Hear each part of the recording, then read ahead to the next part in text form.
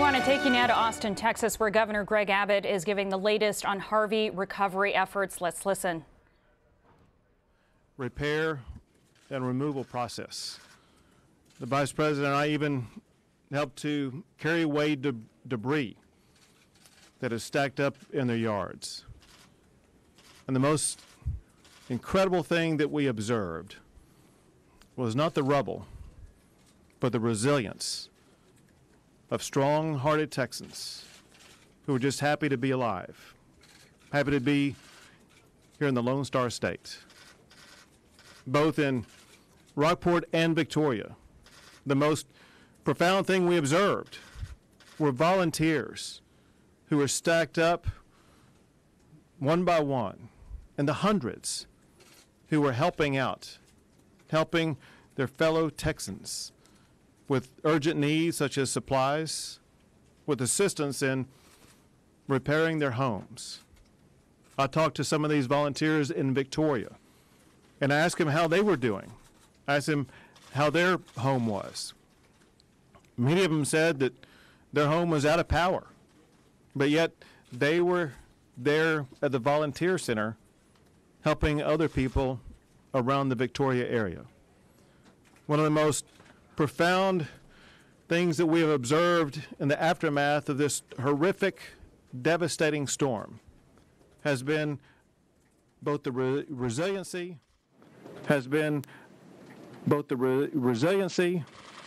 and the way that Texans have been united, supporting each other. We should laud and applaud the incredible efforts of our first responders. But when you look at the average everyday Texan, neighbor helping neighbor, it's been nothing short of remarkable. Well, despite the fact that some areas are beginning the recovery process, areas such as Corpus Christi, there still remain areas that are deadly dangerous, such as in the Beaumont area. Some update from there. In the Beaumont area, the Neches River continues to rise. It is about 7 feet above the record, and it will continue to remain at or near that high for about the next week. This flooding poses an ongoing threat to Beaumont and the surrounding area. We are, as a state, as well as with partners working with us, still driving in and flying in food and water. There are now 7 points of distribution locations where people can obtain food and water. Those locations will and are determined by the county judge. One of those master locations is Ford Park. Last night, 600 pallets of water and 400 pallets of meals were delivered. Last night, about 1,000 people were evacuated from the Beaumont area, many of them going to Dallas, some going to San Antonio, and we anticipate evacuations from the Beaumont area will continue to rise. A lot of people in Beaumont are very concerned about the water system, and Beaumont is working aggressively at a fast pace to try to get the water system fixed. One thing that it requires are some pumps to get the water system back up, which may be the most expeditious route.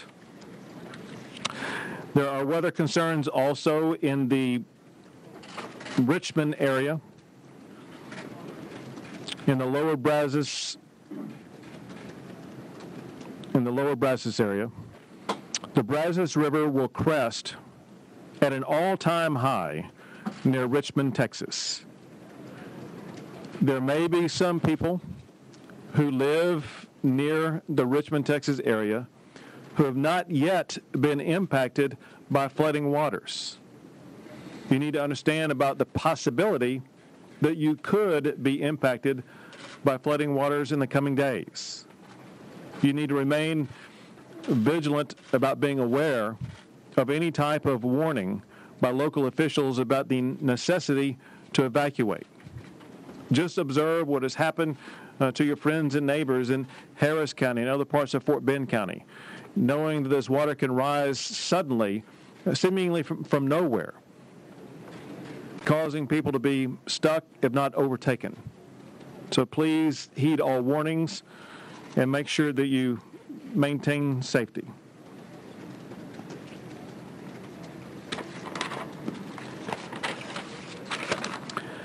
In working with the Red Cross, combining information,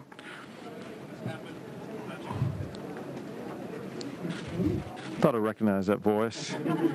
In working with the Red Cross, we now have across the state of Texas 258 shelters that are now open.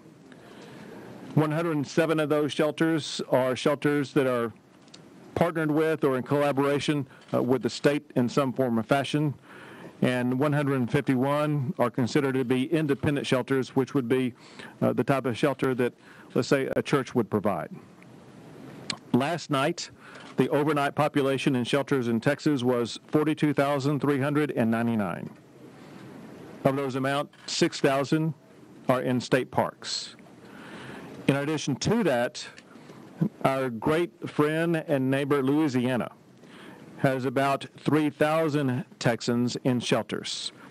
And I want to express my deep gratitude to Louisiana and to the governor of Louisiana for helping with search and rescue missions, helping to save the lives of Texans, and also express my gratitude to both individuals as well as first responders from Louisiana for being such tremendous humanitarians. A pressing issue in Texas is the issue of fuel. Now, this is an issue that is pressing in part because of a reaction to some media reports where the facts are that there's plenty of fuel, plenty of gasoline in the United States of America. There's plenty of gasoline in the state of Texas. All that said, we are ensuring an even greater supply of gasoline so we can tamp down any concern about accessibility to fuel that people may want to access over the course of the coming Labor Day weekend. Working with all sectors of the oil and gas community, from refineries to pipelines, from operators, trucking companies, and retailers. We have worked in the past 24 to 48 hours to alleviate concerns about access to gasoline and to ensure that more gasoline will be coming or is already coming to the state of Texas. Working with our neighbors and great friends, Oklahoma, Louisiana, and New Mexico. Fuel is being shipped from each of those states to the state of Texas to get fuel into the Dallas-Fort Worth area and then into the surrounding areas in the state of Texas. The pipeline of gasoline that had been going from Texas to Oklahoma has been reversed, and that is now sending gasoline from Oklahoma to Texas. We have refineries that are coming back up in Corpus Christi and Three Rivers that will quickly be providing a much greater supply of gasoline. The Port of Corpus Christi has now opened with barges coming in already with gasoline that came in today and will be coming in the following days. And also, I signed a waiver of certain regulations on fuel truckers to ensure that gasoline supplies can be more swiftly brought to the state of Texas from other states. The bottom line is that the state of Texas will have plenty of gasoline showing up at gasoline stations across the state of Texas. So don't worry, we will not run out, and we will be back into our normal pattern before you know it. One of the most important things we can do when we have times of weather challenges like hurricanes and floods is to make sure we can ensure an ongoing supply of food and water. I want you to know that we have established points of distribution in all areas between Corpus Christi and Beaumont. We are relying upon local officials, typically the county judge, on the announcement of the location of the points of distribution. If you reside in any of the counties that are in the affected area between Corpus Christi and Beaumont and you are looking for food or water, contact your county judge or look for notifications from your county judge about where those points of distributions are. Also, there are law enforcement officials as well as emergency operations centers in each of those counties who should be able to provide you that information. We are proud to have worked very collaboratively with all military branches. From our military branch, we have received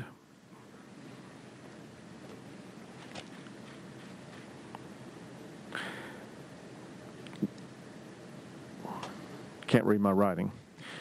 We've received air support, meaning aircraft, from 43 states helping our mission.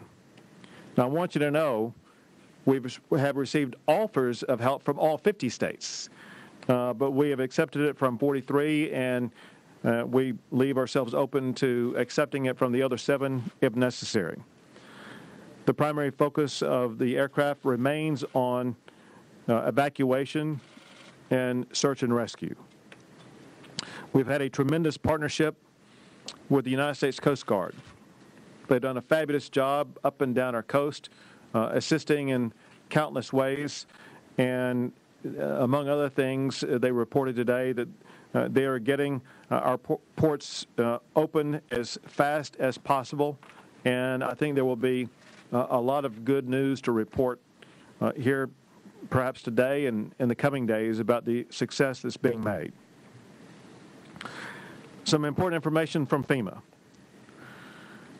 Already, about 440,000 Texans have registered for assistance from FEMA. And already FEMA has approved more than $79 million in assistance. One thing that we focus on is trying to move evacuees from these evacuation locations into a more semi-permanent location, such as a hotel room. We want you out of convention centers into a place where you have a living room and a bedroom and your own bathroom. And we get you there as quickly as possible. And let me clarify, when I say we, that is FEMA. Get you there as quickly as possible. FEMA has been very proactive and has been moving this process very quickly. And I want to thank them for all they're doing. Also, however, maybe the most important thing I can say to you today, if you are a Texan who's been impacted and dislocated because of the hurricane or because of the flooding or because of any consequence of the storm that has hit Texas, please contact online disasterassistance.gov. Disasterassistance.gov. You can join now the more than 440,000 Texans who've already accessed help from FEMA. Now, one thing that has led to an effective operation in response to this challenge of the hurricane and the flood is the collaboration that we've seen at the local, state, and national level. I cannot thank enough the men and women who served or who serve in our armed forces and what they've done to aid Texans in this very challenging time. Whether it's Army, Navy, Air Force, Marines, or Coast Guard, They've stepped up and come to our aid and have worked seamlessly as we have worked every single day to keep our state and our citizens safe. I'm proud that we have with us today the leader of this effort, General Robinson, who is the commander of NORTHCOM, and I would like to ask her to come up and say a few words. Sir, thank you very much. Sure. Yeah, thank you very much. Sir, Governor, I can't tell you how excited I am to be here and how proud and honored that you would have me be here with you.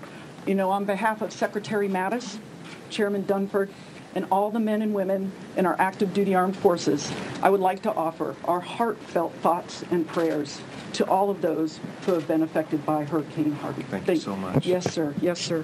And it is my role as the commander of NORTHCOM to be responsible. To be responsible to deploy active duty soldiers, sailors, airmen, and Marines to support FEMA requests in the state of Texas for assistance to local, county, state, and federal civil authorities in devastating times like this, just like Harvey. When disasters of this magnitude strike, a whole of government response is necessary, and DOD is a part of all of that. You know, one of the things that we've learned over time is how important it is to have the right capability at the right place at the right time to support the needs of the citizens. As we know, sir, I can't tell you how much we appreciate your leadership and the things that you've done and the leadership of FEMA and the things that we are able to do to support the two of you each and every day. Our military has unique capabilities to support disaster relief. Those same capabilities that make our armed forces so effective in combat make our forces uniquely effective in disaster relief efforts. We have been and we will continue to deploy any and all capabilities requested by FEMA and, sir, of course, you. I want to tell you, I had a conversation yesterday with Secretary Mattis, and he made the comment to me, Lori, Texas gets everything they need, and we'll get it there as fast as we can. I have to say, I'm so proud of the soldiers, sailors, airmen, and Marines that have deployed in the affected area and that will continue to deploy as long as requested and needed. You know, the Army has provided 200 high water vehicles to support Red Cross in the movement of personnel and the patients. Army helicopters with hoisting capability are providing to help rescue and transport the survivors. And the Army is also overseeing the receipt and issue of life support items. The Air Force is providing strategic airlift, fixed-wing airlift, medical evacuation, airborne command and control, and helicopters to transport people and supplies. The Navy amphibious ships USS Kearsarge and USS Oak Hill, along the Marines with the 26th Marine Expeditionary Unit, are en route, should you need them. Our Defense Logistics Agency has provided fuel, sandbags, generators, and incident support bases, and is delivering meals to dislocated citizens. And the U.S. Army Corps of Engineers has deployed experts to the state and FEMA response nodes to help provide technical assistance with the power restoration. So these are just a few things that the men and women in uniform are doing to help with the larger relief effort. And we are committed to assist at local, state, and federal agencies throughout this trying time for our nation. So Governor Abbott, Mr. Robinson, Administrator Long, again, thank you so much for your leadership.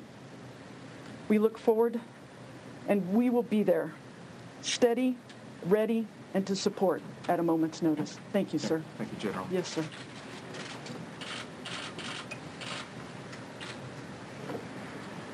Well, thank you, General Robinson. And again, I cannot thank you or those who serve under you enough for what they've done to make Texas a better place. And if you would, please pass along my deepest gratitude to Secretary Mattis. We have had a seamless and really daily collaboration with members of the DOD throughout this process, and that collaboration will continue. And I have expressed to our Commander-in-Chief directly my gratitude to all that the DOD and the United States military has done to help Texas in this very dire time. With that, I'll be happy to take a few questions. You talked about gas runs that are happening right now. People are going out, they're seeing the lines snaking around their block, and then those red tags on the pumps. how do we instill confidence in them that supply is on its way? We have already heard today about one way that people are still with confidence as they are on the roadway and they see these big tanker trucks filled with gasoline coming down the way. The best thing they can do is when they see one of those tanker trucks of gasoline, move out of that lane and that tanker truck get on down the road faster. We have been working literally overnight, nonstop, to line up tanker trucks to be coming in from other states. That, in addition to the pipeline reversal and these other actions, the barge coming in, we are being, I say flooded with gasoline, but we have a bunch of gasoline coming in. And so there is a perception of concern. The reality is we're going to have plenty of gasoline. Governor, regarding federal funding going forward for recovery, do you have any concern that politics, such as like over the border wall or federal government shutdown, will interfere with that? I don't. Governor, you obviously the discussion is turning to what Congress is doing to provide it at this point. What do you expect from the state legislature at this point, and do you think it may be necessary to bring them back for yet another special session? No, we won't need a special session for this. We have smartly provided a lot of resources at my disposal to be able to address the needs between now and the time the next session will begin. And we have smartly kept a lot of money in our rainy day fund that we will be able to tap into as needed going forward. Governor, we heard that a lot of folks that have been inundated, about 8%, did not have flood insurance because there's areas that just were not prone to flooding, and that we now know flooding. What can the state do, if anything, to help these people? Because in Katrina, we had a lot of folks that just let their homes just go and go in foreclosure. What can we prevent that from happening? Well, let me allow part of the response come from people who are experts at this. And, Nim, I'll let you or Tony decide who should best address this. Sure. Well, let me back up, let you guys get up here. So, Chief, primarily while you're getting all situated, I'll just kind of restate. What can the state do to prevent a repeat of Katrina where people lost their homes to foreclosure because they were inundated, did not have insurance, and they just didn't have the funds or help to save their homes? And they lost their homes, and now we have entire neighborhoods in New Orleans that are just empty, ravaged. Yeah, and Rudy, it's a good question. It's a tough question. I think the thing that we are going to continue to need to do is to work with those financing entities and figure out how we get people back up on their feet, bringing the jobs back in so that they can return to work and the repairs. You know, FEMA has offered individual assistance for all of those that will qualify, and which is about $33,000. Now, that doesn't repair or replace a home, but to continue to working and find strategic means to work with those local and volunteer assets that come in. The backbone of the Texas individual assistance to get families back is our faith-based organizations, our churches, and our volunteers to get them back in. When we get jobs coming back like we already have right now, I think we will see this turnaround quickly. My next message out, Rudy, though, is for all of those that are not impacted, and that is even if you don't live in a flood zone, you need to seek flood insurance.